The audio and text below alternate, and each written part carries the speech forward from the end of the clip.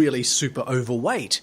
Whereas in Western society, we kind of pride ourselves on a six-pack. Yeah. You know, you go to Samoa, if you had a six-pack, you'd be like, who's this weedy dweeb over here? What the heck? And America, a lot of the times when I'd go there, like, they love those huge shirts that don't reveal, you know, they're just big shirts and like baggy sort of clothes. So, really? You know how they talk, well, I'm 200 pounds, you know, they talk in pounds. That's the other thing. They talk in, gallons. but we don't, in Aussie culture, we don't talk about our weight. No, it's not a topic of conversation. Yeah, you know what I'm saying? Like, oh, he's a big guy. He was like 200 pounds. I could take him out. That sort of stuff. You know, is it a very combative one over there, is it? I don't know. I think we're a little more European. We're tighter fitting clothes, maybe. Or, I don't know. That is, very Italian in that sense. Yeah.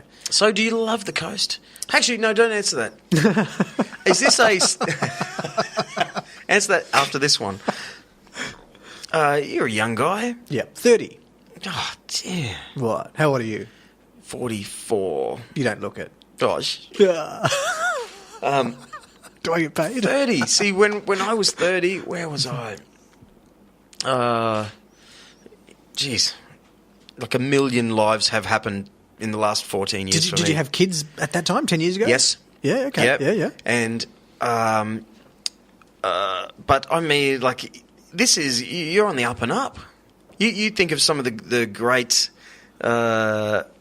journalists or radio types, especially for men, like the 40s, and you know your voice has resonated. You've gone from city to city to a larger city now, where your voice is resonating with more and more people. Do you look that far ahead to where would I like to be? Of course, every day. Yeah. Like, I mean, I would like.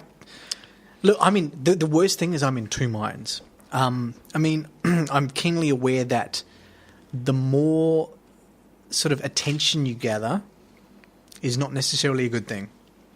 You know, like, and so one thing that I am very, like,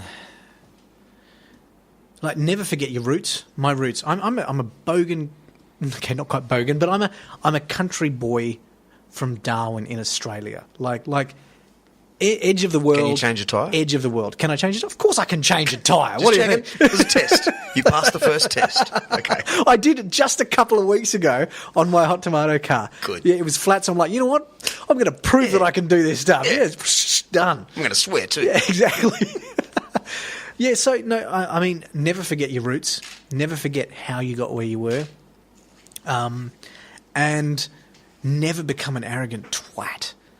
I mean, so many people, once they get well known, they seem to think they let it go to their heads, and they think that all of a sudden everyone knows me, so I can do anything I like. Rah rah rah.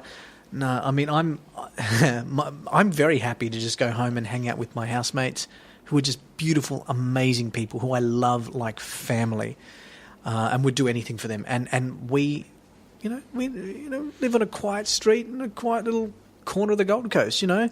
Not a fancy house, not a flash place, just a comfortable place where we're all sharing the rent, you know. I get a sense of pride. Maybe it's a Queensland, Northern Territory thing, like a sense of pride to go, no, actually, it's kind of popular. My father's got a huge business, but he was like just a welder. Yeah. You know, so he's much like that too. Mm-hmm. Yeah, he can do whatever he wants in his life, really, but been living in the same house for 20 years. And, yeah. You know, I think there's a lot of... Again, it goes back to the bloody word, Matt G, being a wanker. And doesn't it? Yeah. You can't be a wanker in our society. We've been talking about this for maybe 3 episodes. Mm-hmm. Being a wanker. Yeah, just don't be a wanker. Yeah, because like... You know, we are all the same. You know, you can have a jet ski, but not the best one, because if you have the best jet ski, you're a bloody wanker, mate. That comes to an interesting topic, which I don't know whether it's just Australian-centric. You know the tall poppy syndrome? Yeah. You've got to be so careful of the tall poppy syndrome. You cannot be the wanker, because I know in other countries, I think it's quite, if you're successful, shout it from the hilltops. I could never be that. I think that just comes across as just to, like, get the stick out of your ass, like, you're still a human being, like, we all bleed the same, we eat the same, we're all trying to live without dying too soon, and none of us want Kim Jong-un or Trump to set off a nuclear weapon. And that's the key thing as well. I think whether it's my Darwin roots or whatever, that if I'm interviewing people, because I've had a chance to meet some amazing people, prime ministers and premiers and stuff, but if you treat them just, you use their first name basis, you try and get them to introduce themselves by their first name, so that you have first name basis, and all of a sudden there's no. Who was it? What prime minister? Which prime ministers? I've met John Howard. I've met John. Malcolm Turnbull. 4 times. Yeah. I've met Tony Abbott twice. Never met Rudd or Gillard. But yeah, it's interesting to see, because those guys have a hell of a lot of pressure on their heads at any given time. Would Malcolm perhaps be? Look, hey, I'll get it out there now. I haven't had a TV for 5 years. I really, at that moment I was talking about driving up to Brisbane, turned it all off. Yep. Everything. It was the greatest thing that ever did. So I have no political opinion on any of these people. But from what my little looking through the window and seeing, every now and then I'll go, oh, Malcolm's still our Prime Minister? That's how I was a daily newspaper reader. Yep. 15 years reading the bulletin every single day. So I'm right out of the loop and feeling great. Good. Was Malcolm maybe the more personable person? My gut feeling. So if you can understand that without any... Johnny, I can imagine Johnny might have been quite personable, but maybe Tony wasn't. I found John Howard was very grandfatherly, and I think still is, and that's why people, I feel, still respect him quite a lot. And Paul Keating as well. Different political parties, but both of them came across as quite paternal, I think, which the country needs more of. You don't want to voice political opinions too much about these people. Tony Abbott I think Tony Abbott found it hard to convey what he wanted, and in that difficulty in communicating the message probably led to a lot of people, particularly opposition, sniping him and knocking him down and throwing other things. That's probably the key thing I'd want to make about politics right now, is the opposition, whoever it is right now, is always letting us down. Because, regardless of who's in politics, whether it's left, right, centre, extreme on either sides, you want them to be actually proving that they're doing work. And you want them to be doing that. Yeah. But the opposition themselves, I think, are letting our country down, and probably in many countries as well, because they change the topic to suit the media. They play the 24-hour news cycle like anything, but they also continue to change the topic to being, rather than being, the things we need: education, infrastructure, the key things that are going to make our country move forward. Often our oppositions are changing it to make it, this minister said this minister's from here. You've got it now. It's all about this debate of where our ministers are in 24-hour zones too. It's the 24-hour news cycle. That's what has turned me been off. playing ground for opposition, and they change. Yeah, it becomes so with MyGC. Okay, MyGC. So your great brand. Yep. I can imagine you don't get into any of that political stuff at 4 a.m. Not necessarily. No, I think it's always good to, whenever I talk about a story, I try to not mention the party. I try to just mention that, the Queensland government has decided this. The federal government has decided this. And avoid, Malcolm has decided this, or Anastasia Palaszczuk. It doesn't, for the general population, they don't care who decides it. Just make a decision and make it a good one, I would like to have a bit of fun with the upcoming election. I would like to try and... Is there an upcoming election? There is an upcoming election in Queensland. It hasn't been announced yet, but it will happen in the next few months. And I would like to have a go at educating the public about our political system, because I don't feel like enough people know about how it works. Yeah. How does it actually work? What do you mean? Often you think you're just voting for someone when in fact you're electing a party, and these parties have huge dollars to spend on election campaigns. Whereas, is that necessarily the right person to represent you in government. Because ultimately what it comes down to when you're talking about electing someone, okay, you go to the polling booth, Drew, you will vote, you'll have a list of people to vote for.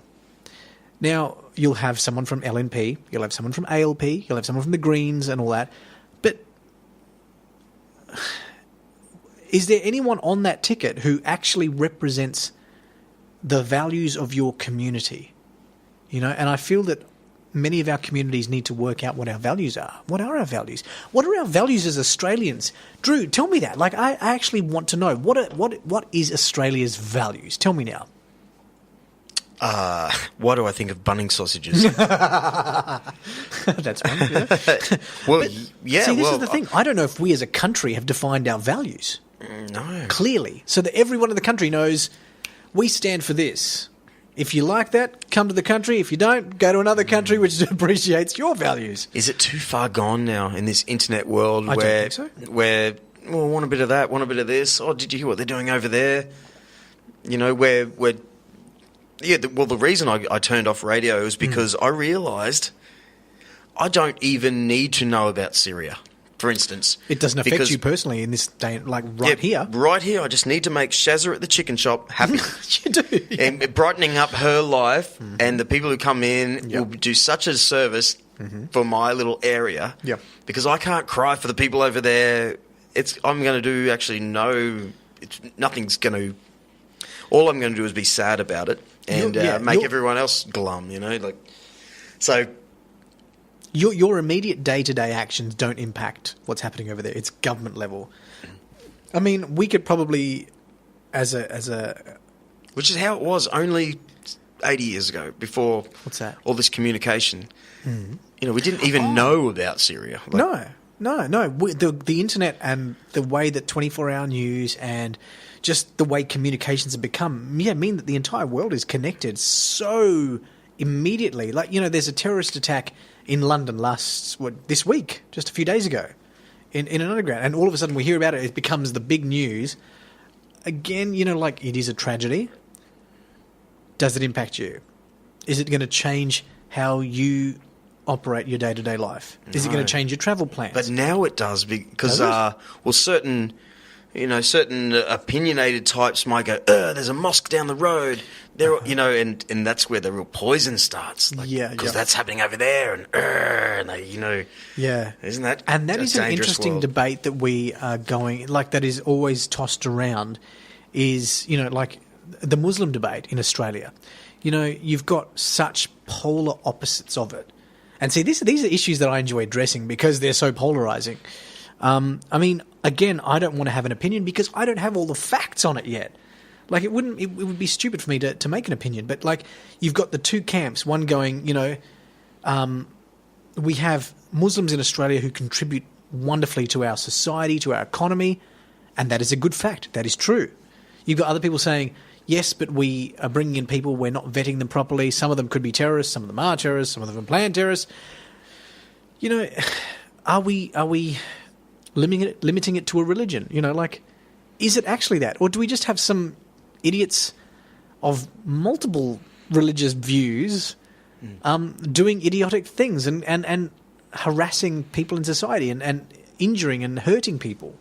You know, like, I think there's a lot of... you know, you still have idiots of any sort, description. You know, we could probably start calling them Christian terrorists, you know, because they happen to be Christians or once went to a church who are bombing something or who decide to go out and do something crazy. And I'm going to save you on this one because it is confusing, especially if you listen to the radio and the news. All the I time. always go, just like you said before, what is happening for me in this area? There is no problems with a Muslim person. No. But if there bloody was, you know, but if there was a Buddhist being a bastard down the street, there would bloody be big trouble. You know, that's... But again, why are we it's very defining- easy to go, I'm tribal. I'm in this team here, and I can't stand what they're doing over in London, and I'm going to be against that tribe. And I think you've hit a good point, Drew. I think we enjoy being tribal deep down. We enjoy Yeah, community. We It'll take a enjoy little while to tribe. knock it out of us yet. Yeah, or is it just that we become too combative when we get in that tribal zone? Like even if you break it down, so forget, religious views, like come down and, I live in Palm Beach. I'm a Palm Beachian. You know what? If you're from